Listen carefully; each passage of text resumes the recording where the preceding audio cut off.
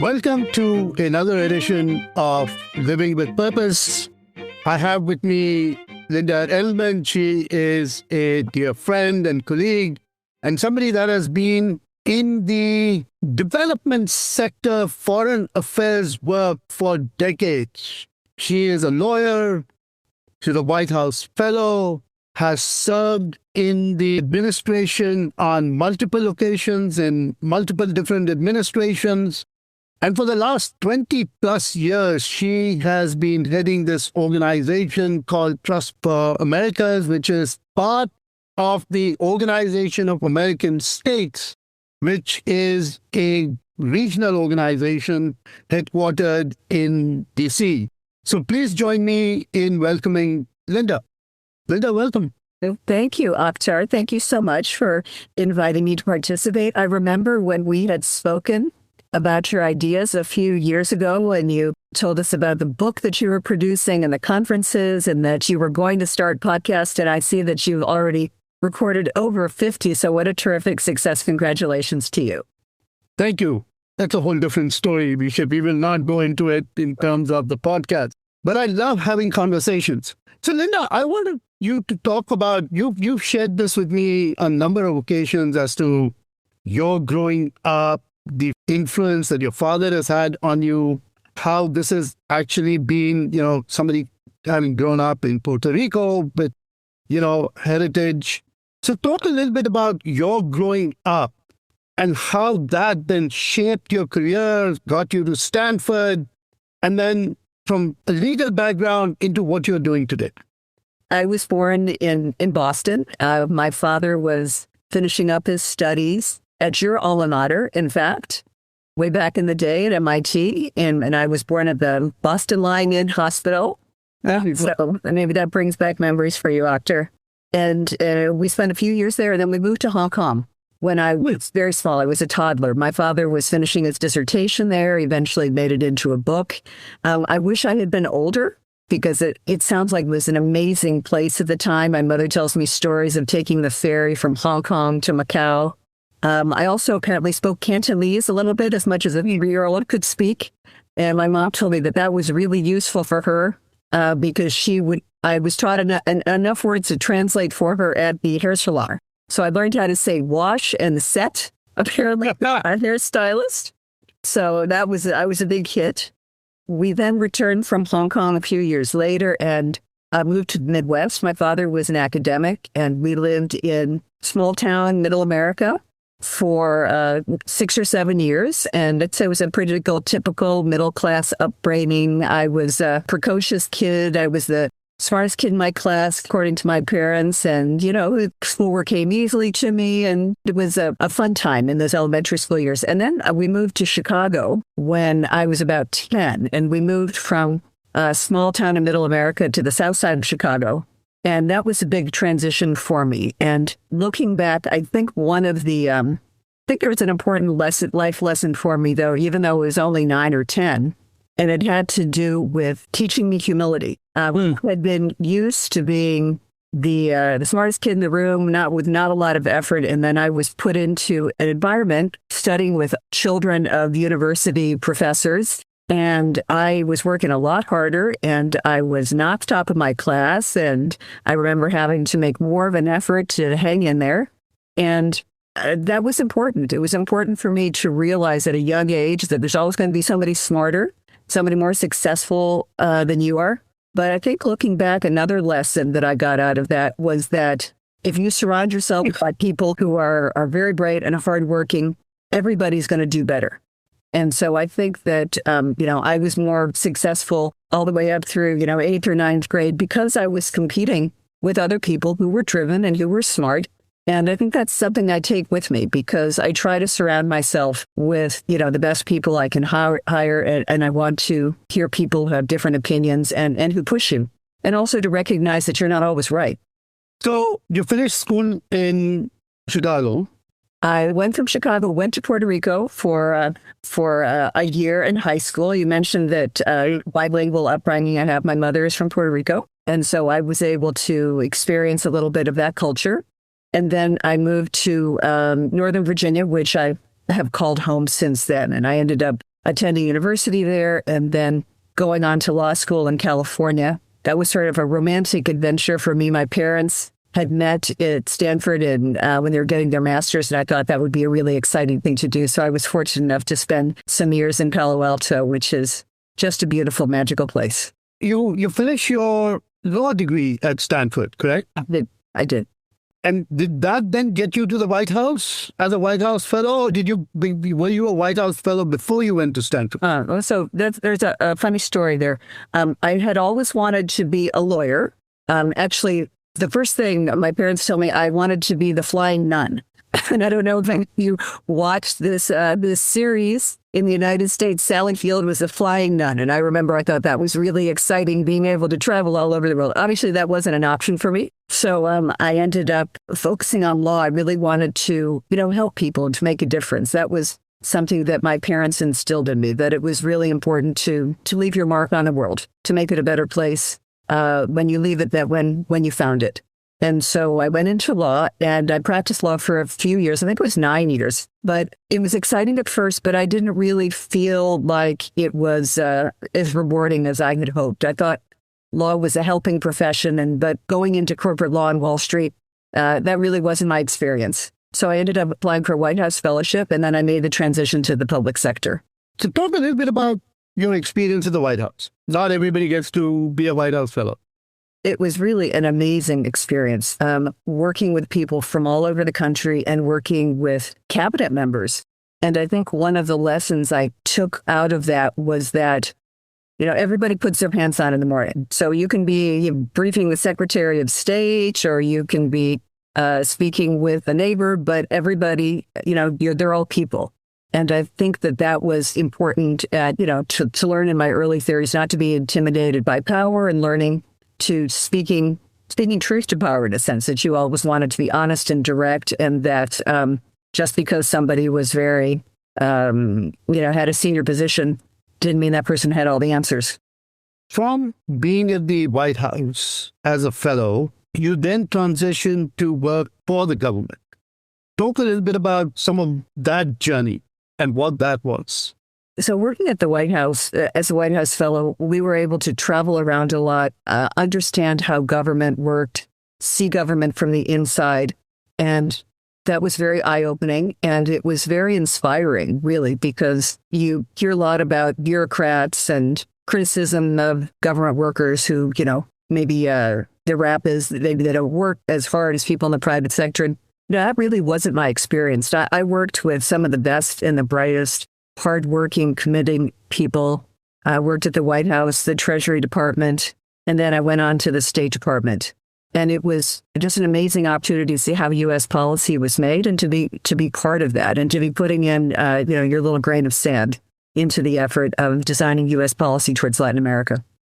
So you're doing this policy work, you're having a great career, and then you suddenly decide to transition. I was working at the State Department, working on Latin American economic policy. And for somebody, I was fairly young at the time. I think I was about 15 years younger than many of the people I was supervising, and I was expecting my second child. And so that was an interesting experience, being one of the few women in senior positions at the State Department at the time, and also having a baby and going through that experience. I think that gave me, a lot of empathy for what some of the challenges that women are facing in the workforce, and how to struggle with that work-life balance. I loved the job. I would have continued indefinitely if I could have, but there was an election, a change in administration. I was fortunate enough to be able to continue from a Democratic administration to Republican administration. And, that's a wonderful experience. And I'm sorry that that's not more common these days with the polarization that we see in the United States. It's not very, very typical, but, I was a public service, and I was able to get, perspectives from participating in different administrations with different political perspectives. But that job came to an end, and I had to find something else to do. And I decided, I was offered 3 jobs. One was teaching, and one was working as a partner in a law firm, and the other was running this foundation.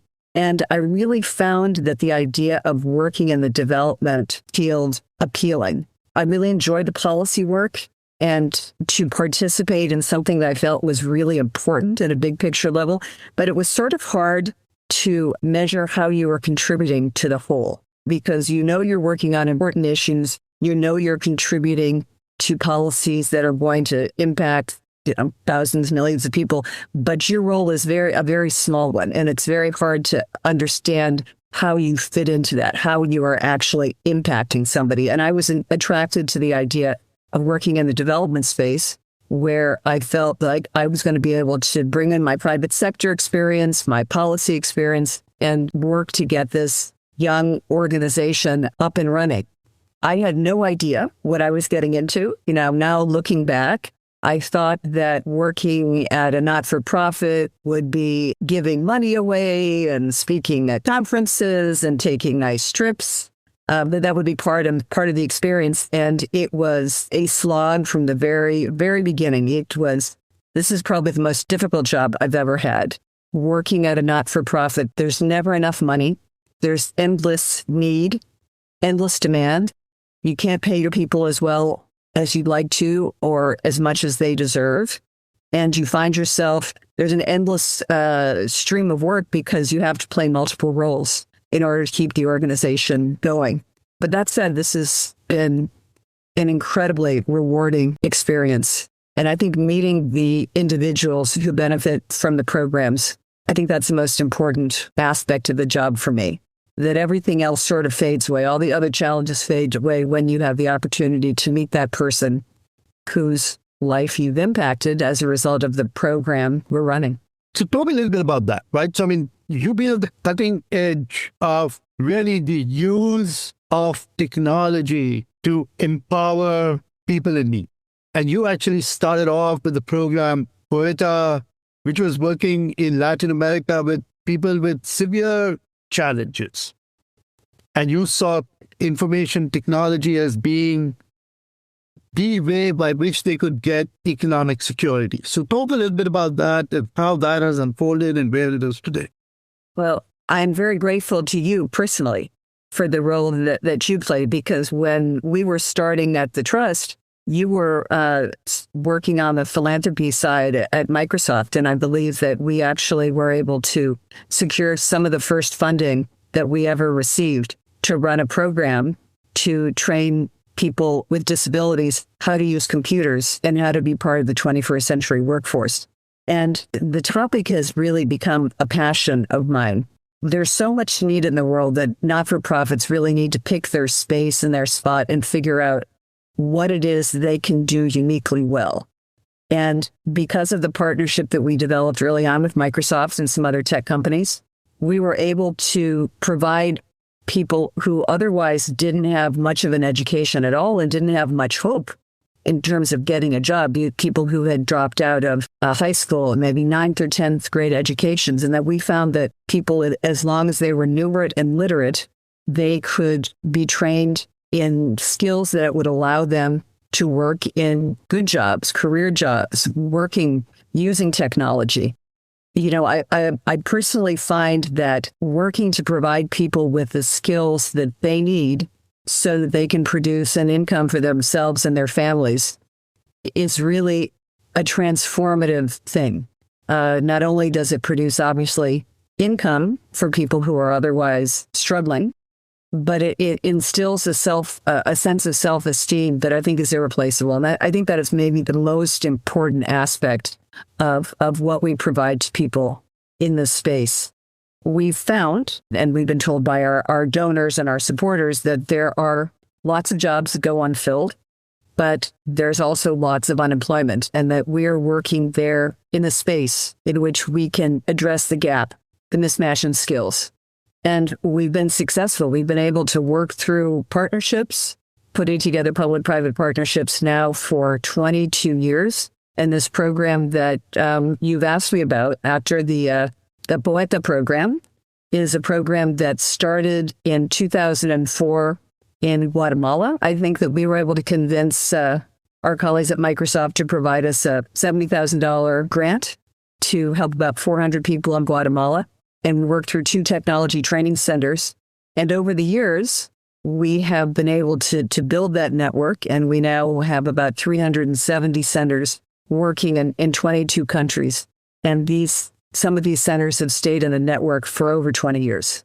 And over the years, we think that we have impacted, or we, according to our metrics and our calculations, we've impacted between 5.5 and 6 million people. Isn't that amazing? That is amazing. This is because of you and your vision and the vision of, our other private sector supporters. I think that when we started out, Akhtar, it was really important as just a budding not-for-profit that had one project and not a lot of team members. Of course, receiving our first funding was critical.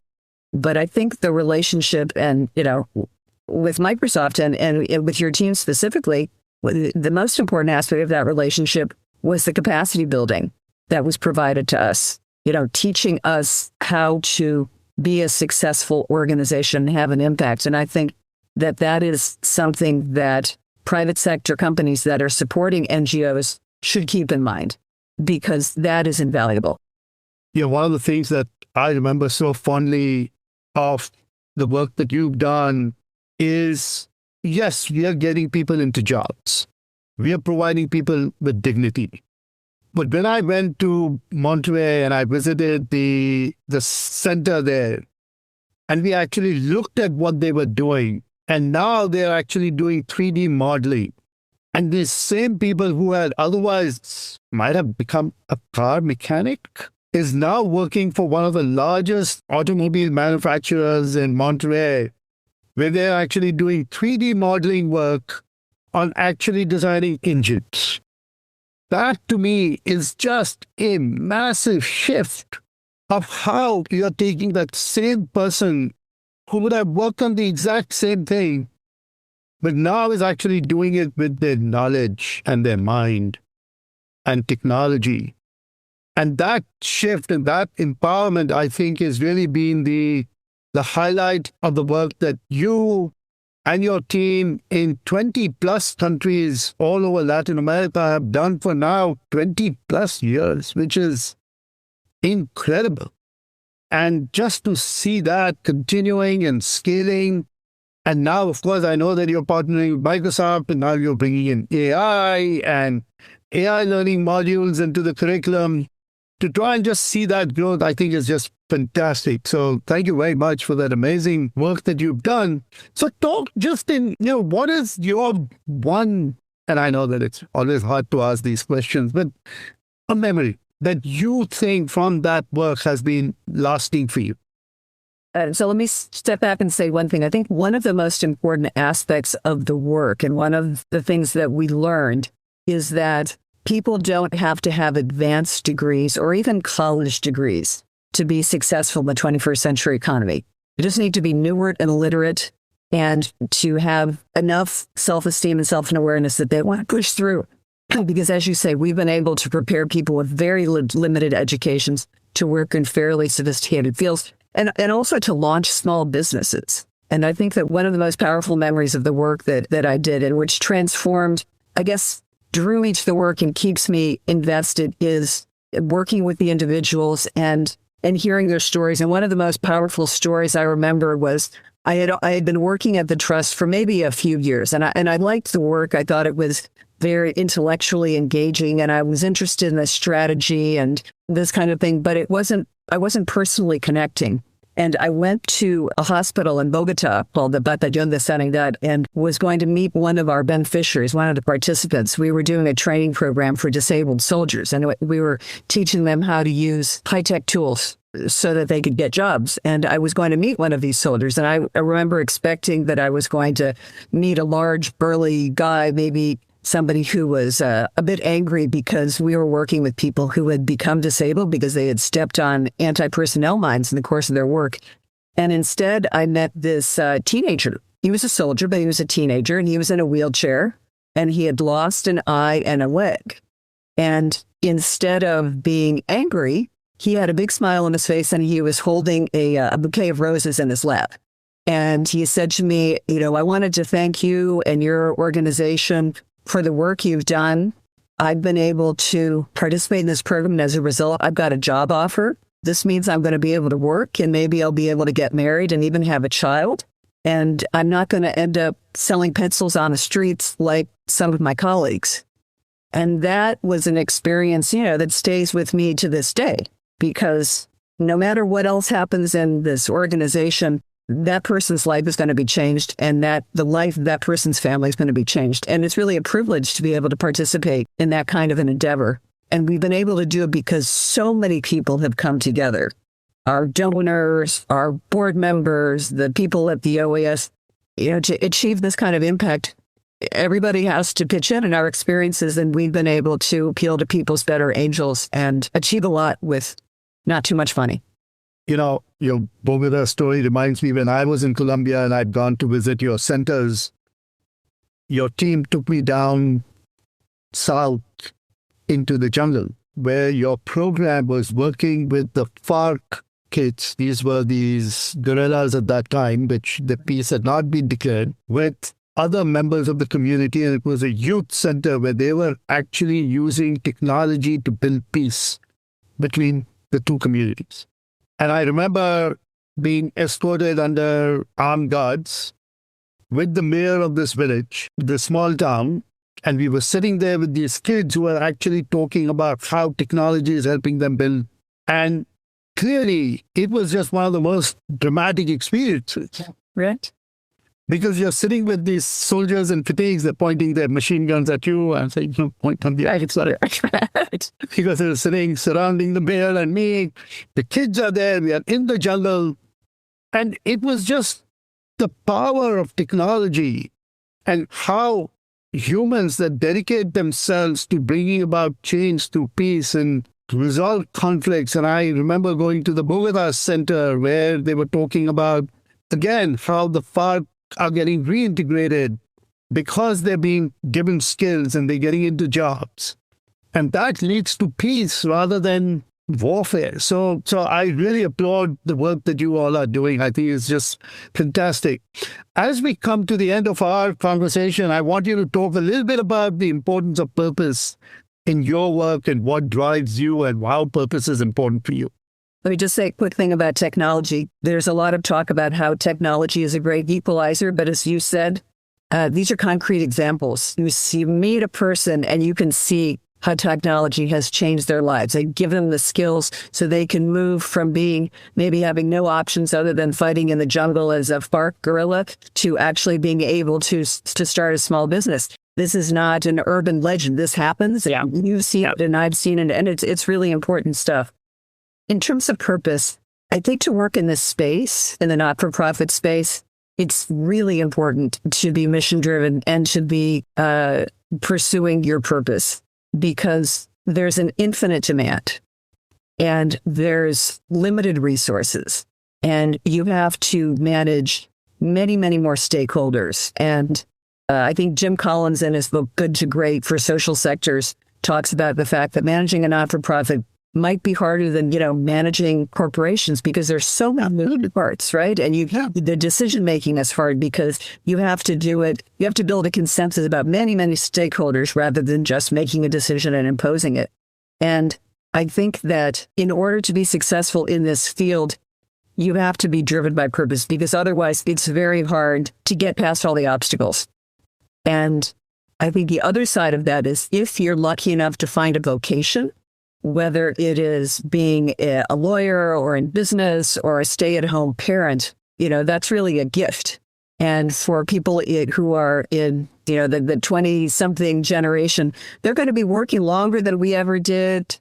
And they're going to have different jobs. And the key is to find purpose in your work, because that will carry you through the challenges and the hard days, because there are always going to be challenges and hard days, and it'll get you to the other side. And if I ever had to do it again, I would do the same thing.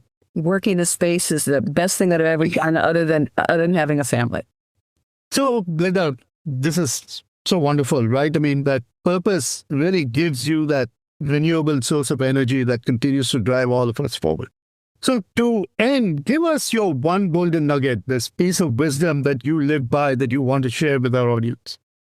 I think maybe that piece of wisdom is the piece of wisdom that I gained when I was 10 years old and I moved to from the rural community of Michigan to the south side of Chicago, which is that, humility is critical. There are always going to be, again, people who are smarter than you and more successful or better looking or richer, and that the key is to be humble, to be driven by purpose, and to surround yourself by people who are as competent or more than you, because that will bring out the best in you and others and will ultimately achieve the most impact. Again, purpose drives you. You can find purpose in everything that you do. It is not just about giving back, but it is about showing up with authenticity, with your full self, and ensuring that whatever you do, it goes beyond your personal growth and personal impact, which is of course important, but it extends the common good.